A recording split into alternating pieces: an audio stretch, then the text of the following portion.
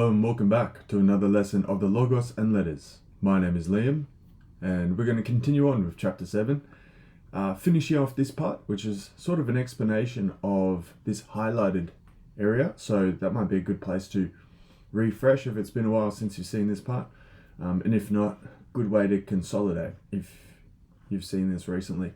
So in this last part, etihemen aesthesis hama toi aesthetikoi genetai. Now, aesthetikoi is probably best translated to like the perceiver, all right? But you're only the perceiver if you're perceiving, okay? So the verb and the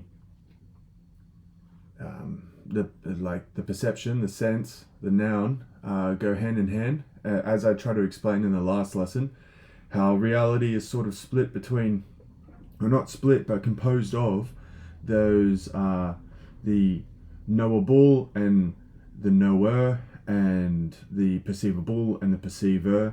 Okay, it's not just one or the other, because if there was no like limit and anyone could just say that everything's an illusion and everything's made up and it's just our perception, it's just whatever we think reality is, it is, and we put meaning onto the universe, all of this would fall apart, that's for sure. Okay, all of this would not be meaningless. However, all of this would not stand for them. They couldn't tolerate this to be true and their opinion to be true at the same time, and they would have to go and refute this. But I'm not going to get into that just yet. That is definitely a topic for another day. But anyway, let's continue on. So, hamagar toi stoioi genetai kai aesthesis. Alright. So, as the creature, as the living animal comes about, so too does the whole package in a way. Because let us consider that they are a body, which we spoke about and how important that was. Like, a body is something you can perceive, but a body is also what a animal needs to perceive, because where are the senses located? It's located in the animal. What I'm see, there's actually a perfect example, and there's some down there as well. They all have bodies and they're perceiving. Even a tree, technically, I don't know too much, I'm not an arborist, but I do know that they perceive in a way. There is a way. I'm not speaking about like some magical ability to communicate with one another. I'm just saying that they do have a very limited ability to sense things, and to quote unquote understand. But I'm not an expert, so I'm not going to elaborate on that, but I'm sure a Google search would explain that. So they need a body to not only perceive it, but also to have the ability of perception. Even molecules and chemicals and whatnot need a body. They can't really do their thing in a vacuum. In like the vacuum of space, they wouldn't operate too well. So what we're explaining here is epistemology 101. Probably some of the most important pieces of epistemology, really, because it's so central to everything else. So this quick lesson, if 20 minutes is quick, 15 minutes is quick, is extremely essential to knowing how epistemology works and how knowing and how reality is experienced by animals. So yeah, let's continue on. So as the animal comes about, so does the perception, the perceiving, all of that. Todege este ton esti kai pro tu. I don't know why I highlighted that. Pro tu stoion e este sinainai. Right, so it's important to know that the perceivable is before the animal, or the perceiver, or the perception. Okay, so in all of this, even though he just said that at the same time the animal and the actual like perceiving comes about. So as an animal is born, it starts to perceive its environment, and whenever an animal comes into contact with inanimate bodies, the perceiving starts to happen, and so on and so forth. However, if you consider both those situations, the perceivable object was always prior. Okay, so let's move on. Now this is a new section. All right, so I get rid of this. All right, so down here in this new section, pure, which is fire, pure garkai hudor. Hudor is water. Like if you imagine a H here, hydration. That's where we get that from. Hudor kai ta toyaota ex hon kai tos doyon sunestatai. Here's a bit of an archaism, a bit of obsolete science, but the logic is sound. He's saying fire and water and those other things. He's speaking about the elements, fire, water, from which being the animal is composed or constituted of. Sunestatai actually has like 4 different translations depending on the context, but it literally means etymologically this means with, and statai, it comes from stemi or istemi, which means to stand, or like to stand, or to something similar to that. So is composed of. So he's saying here water, fire, and the elements are what the animals are composed of, and water, fire, and the elements were prior. So if these things are prior, it's because they compose this thing that comes later, right? And you might think, water, fire, and the elements, how could he be so silly to believe in that? Well, first of all, he didn't have scientific equipment, but also the logic is actually quite transferable. He's saying that, well, all those who agreed with that sort of understanding, fire represents the energy, like the energy content of something. So obviously the sun is fire because it's got high energy. Volcano fire, high energy, and you'd have other things that are low energy and are not associated with fire. That's quite scientific. We know that the more energy something has, the hotter it is, and heat is best represented or symbolized by fire, so that makes sense. And then so on and so forth for the other elements that they describe. Liquid describes that thing that moves freely and is hard to contain in a way, and it represents the state of matter too, doesn't it? Liquid, water, earth, solids, air, gases. So they've actually got the states of matter pretty down pat, and they've got the energy content labeled by fire. So as I read those sorts of things by those authors, as soon as I made that connection, I actually found them quite scientific in a way. They were doing the best a human could without any form of scientific equipment before the advancements we had in scientific understanding in the Enlightenment, and all those sorts of things. So kudos to them, they did pretty well. Esti kai pro tu zdoyon holos. So as a whole, these things are prior. Anai e astesin hoste proteron antes astesios to asteton anai doxaion. So he's saying it should seem to be this an is like gives the force of a hypothetical, the optative mood, or like a subjunctive. So it could mean should or would, and then you see it here, doxaion.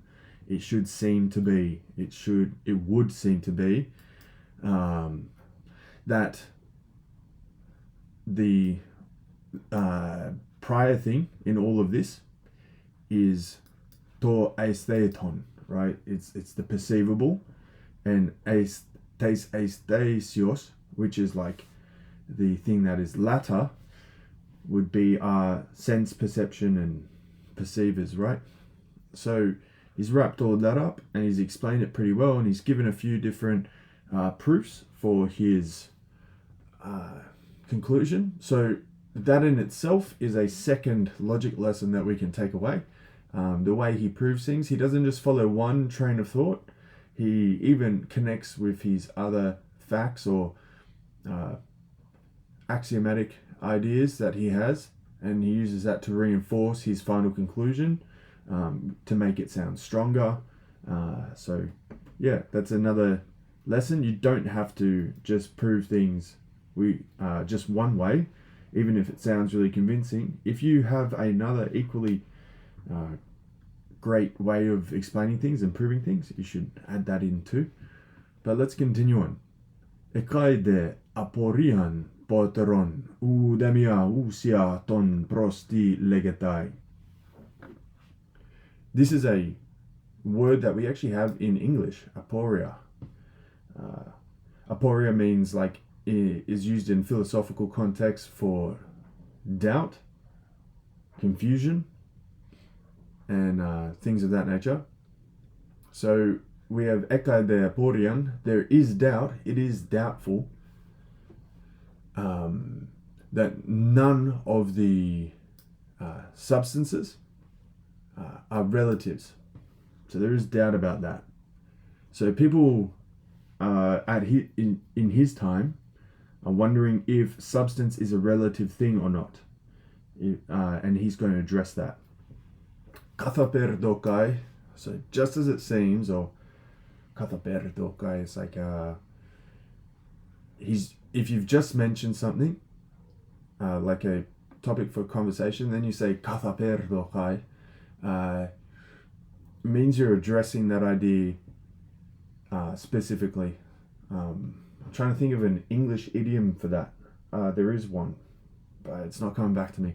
Tuto endekatai katatinas ton deuteronusion. Or this is acceptable in according to the secondary substances. So in as far as this seems to be the case, or if we consider these secondary substances.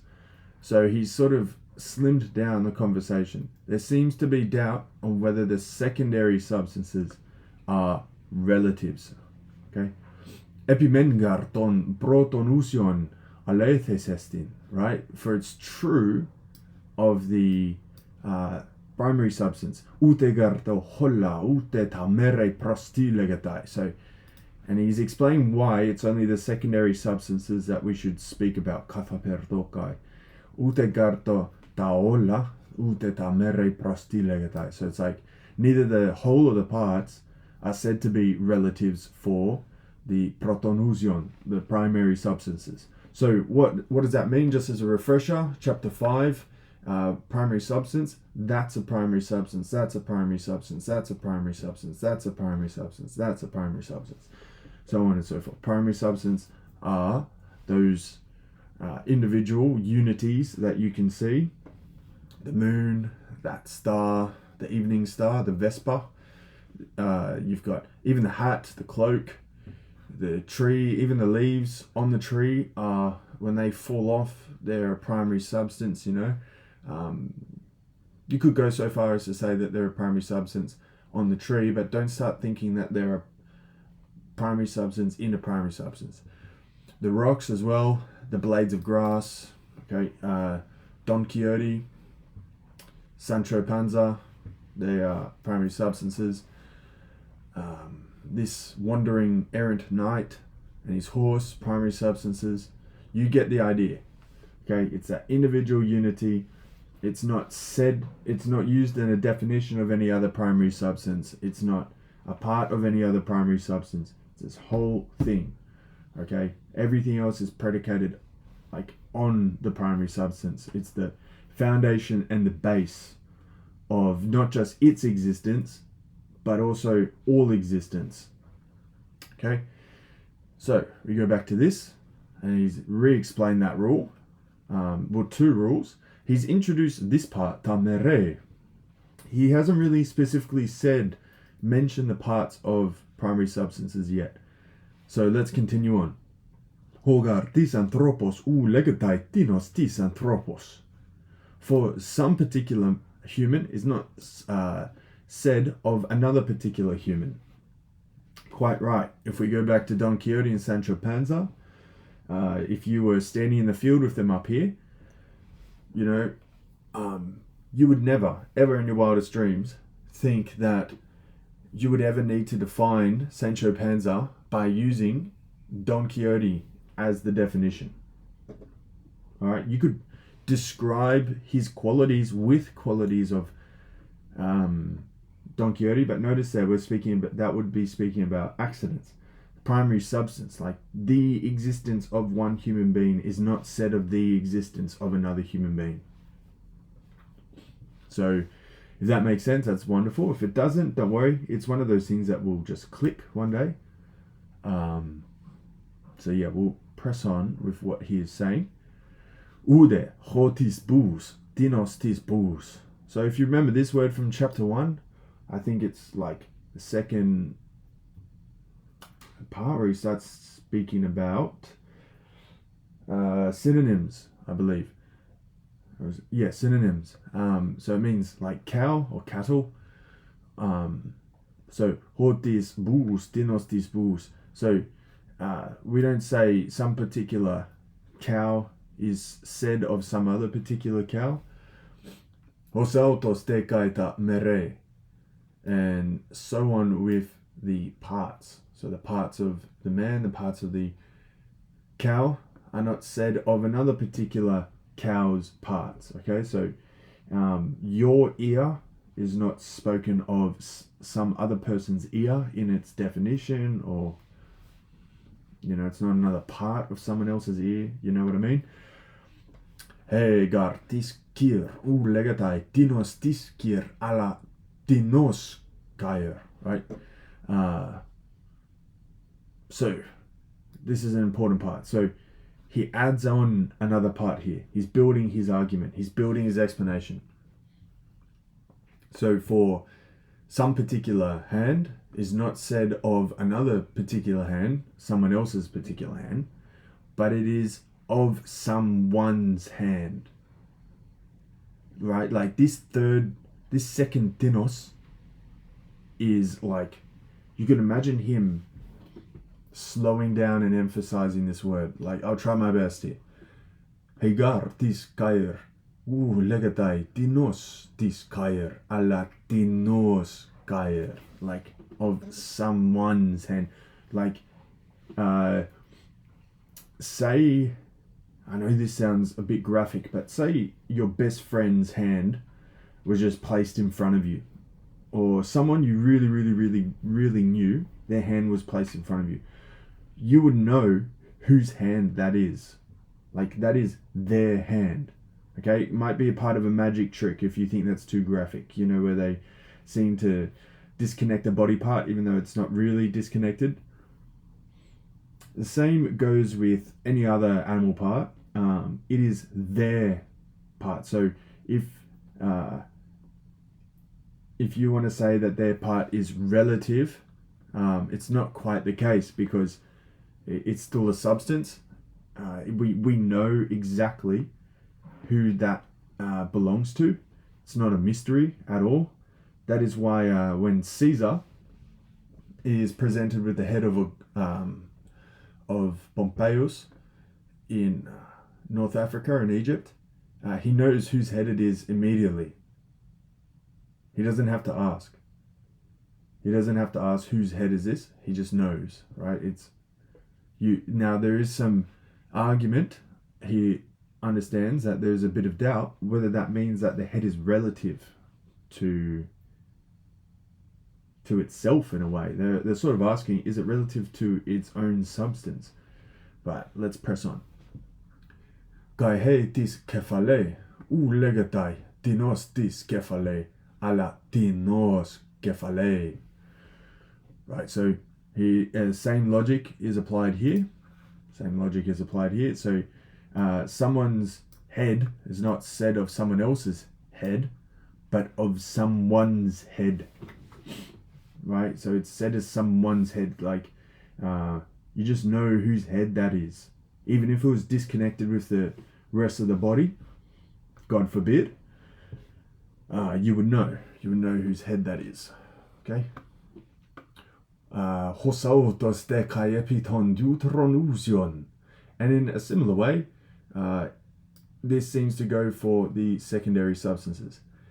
Epigeton pleiston on most cases, insofar as most cases, hoion ho anthropos ou legatai dinos anthropos, ude ho bous dinos bous, ude to xulon dinos xulon, ala dinos kataima legatai. Right, so I'm going to finish here this lesson, where he's introduced another point. A new point as well. We haven't discussed this yet in this course. So he's given all these examples insofar as most cases, and at the end he's given kataima, used of cattle, but also broadly, most generally used as the word for possessions, like something you possess insofar as you have wealth. You might have wealth through cattle, of course, back in the day. You might have wealth in, I don't know, gold or whatever it is. That's your kataima, right? Your livelihood, your possessions. So he's given the everyday common example of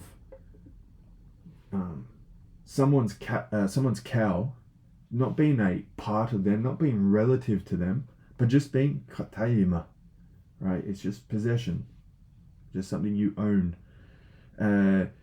But here as well, he gives an interesting example.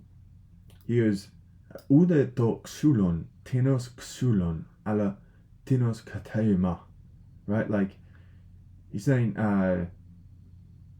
for wood, like timber, because that's valuable as well, it's not, you don't say it's timber of some particular timber, but it's just someone's timber.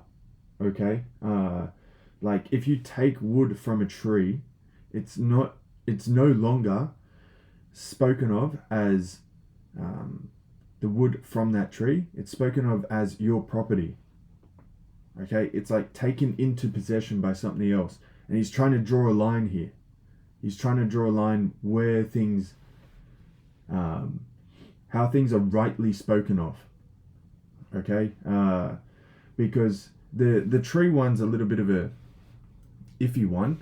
If it just falls off and whatnot, and it just crashes and it's natural and whatnot, we still associate that tree and all its disconnected pieces of wood as belonging to that tree once, like in a former time, but no longer. Like if a man comes, like a woodcutter comes with an axe and hews down a tree, splits it into planks, and then takes it away, and the planks are separated across spaces, we're still not looking at these planks of wood and thinking of that tree anymore. We're thinking of this man's property while it's in his possession, and then it becomes a part of a house or a boat, okay, or a wagon or something, okay? It becomes associated with something new, and we'll explore that idea as we go on, and he's just introduced it there. So he's introduced this idea of things becoming possessions, and then things becoming a part of something else. Okay. So yeah, we'll leave that there. We've covered a lot of ground, a lot of new ideas. Hope you've enjoyed, and as always, si semper fortis in opere tuo. My name is Liam, and I'll see you next time.